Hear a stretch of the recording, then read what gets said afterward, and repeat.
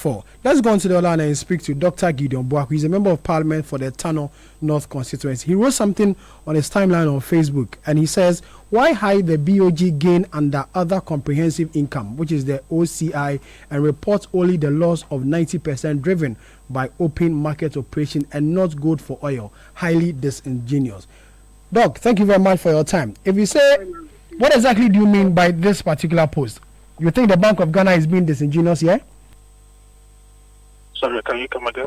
I'm saying, what exactly do you mean by this particular post on your Facebook timeline? Which one of them? Specifically, you said that why hide the BOG gain under other comprehensive income and report only the loss of 90% driven by open market operations and not the gold for oil? Highly disingenuous. So if you follow the Bank of Ghana for some time and how they have reported their financial statements, something will interest you. For instance, when Dr. Esiama was the deputy governor then, the period prior to 2016, the Bank of Ghana used the IMF reporting recommendation to prorate the accounts of BOG before 2016. Now that same practice and recommendation is what Ghana has been using all these years till today. However, what has happened is that this current management of the central bank, led by Dr. Esiama, decided that in the financial statements of the bank for 2024, they will change the previous practice, which is done in line with the IMF safeguard recommendations. That included that they reflected exchange losses and gains, revaluation losses and gains, impairments and movement in asset prices, including gold, in the operating accounts.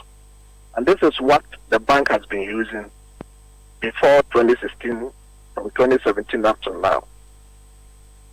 Despite this, the Bank of Ghana Act provides a clear framework for treating these items outside the operating account.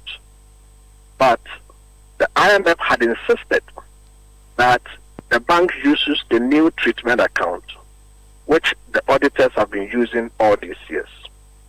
Now, what the new board had decided to do is to disregard that recommendation and reporting standards by the IMF. And that means that all the gains previously reported in the operating accounts of the Bank of Ghana have been moved to what we call the other comprehensive income. And once that is done, they have reported an operating loss, and then again in the other comprehensive income. Now, once you do that, you end up having to generate more profit to reduce negative equity. So you could see that in the reporting, there was a fundamental shift from the practice that the Bank of Ghana has been using in reporting their accounts to this new approach by the central bank. And that is why we are questioning why the governor decided to change the approach, because in your financial reporting, you either classify assets at fair value through profit or loss, or at fair value through other comprehensive income. Now you see, Ghana, we use the International Financial Reporting Standards, which usually the USA, which basically is the IMF, doesn't apply. That is why we have been using the IMF reporting approach. And in that case, if you are doing that, and for instance, on the balance sheet of Ghana, let's say at the end of 2024, if we had an asset denominated in dollars but reported in cedis today, if we are reporting the same asset, because the dollar value has changed, there will be a reduction in the value or asset, which shall be reported in the other comprehensive income as a loss. And so likewise, when there is a change in the rate up, the value goes up, and that must also be reported, okay, as a gain. But in the 2024 reporting of the Bank of Ghana, they have reported the loss in the operating accounts and then put the gain in the other comprehensive income.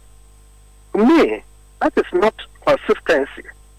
And when you don't have that kind of consistency, you end up having operating loss.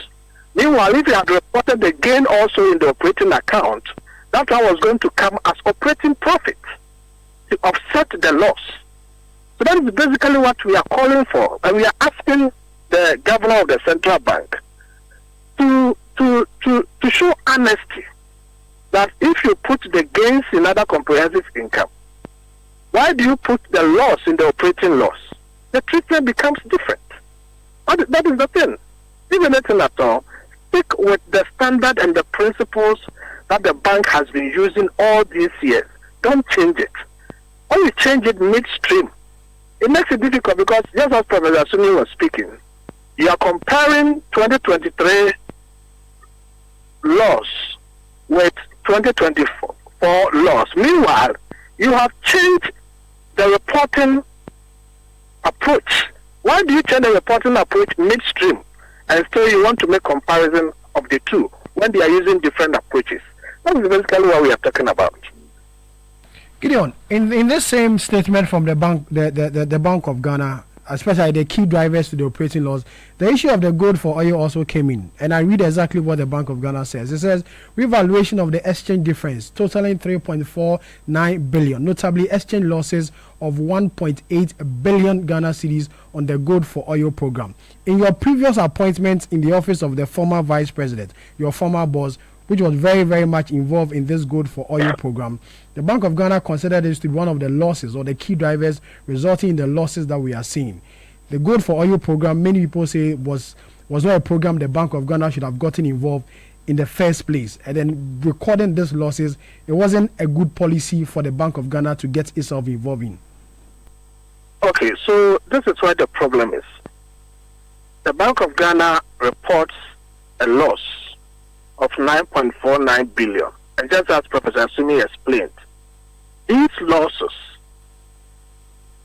are as a result of the bank's open market operations, basically to bring price stability.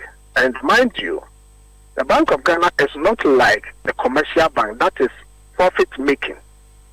The objective of the central bank is not to make profit.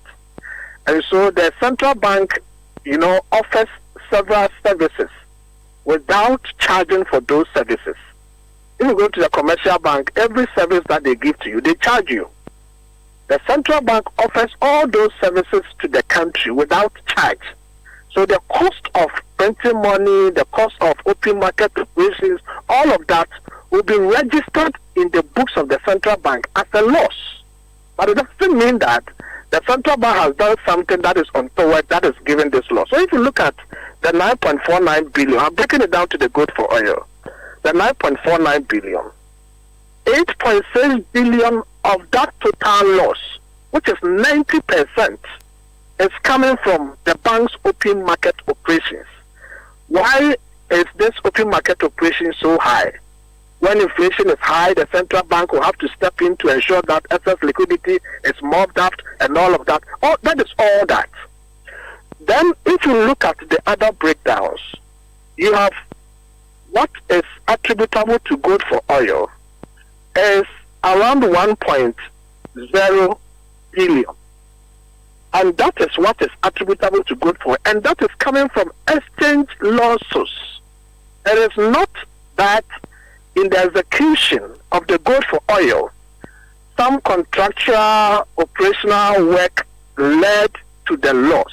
It's exchange losses, and there is a prudent reason why such exchange losses are not usually reported to reflect in the overall loss or gains of a company, because you may have a situation whereby the exchange rate goes high or low, and a company management will take advantage of it, even if they didn't do anything, profit from the difference in the exchange rates, which is not actually under their control anyway. When the rate also goes high and they make losses, if you are not careful, you may think, oh, the company didn't do well because they have made losses. That is basically coming from exchange losses. And so you are always careful not to use exchange losses to judge or exchange gains to judge the performance of a company. Because you can have a bad management that will profit from the change in the exchange rate and say we have made profit. Meanwhile, they didn't do anything. Okay. And these are systemic risk that you don't have control over. The rate can change today or change tomorrow. But be that as it may, if you look at the overall loss that the bank made in 2024, which is not strange anyway, because those losses, 90% of that, are as a result of open market operations that the bank does on behalf of the country without charging anybody for those losses. And the loss that is attributable to the gold for oil is exchange losses. Okay. So I don't see where the Bank of Ghana is going with this propaganda machine from the governor to say that, oh, gold for oil made losses. And I've heard people say that, why did the Bank of Ghana even involve itself in the gold for oil? Ask yourself today, why is the Bank of Ghana involved in gold board? Every single gold, ounce of gold that has been bought by the gold board today was financed by the central bank.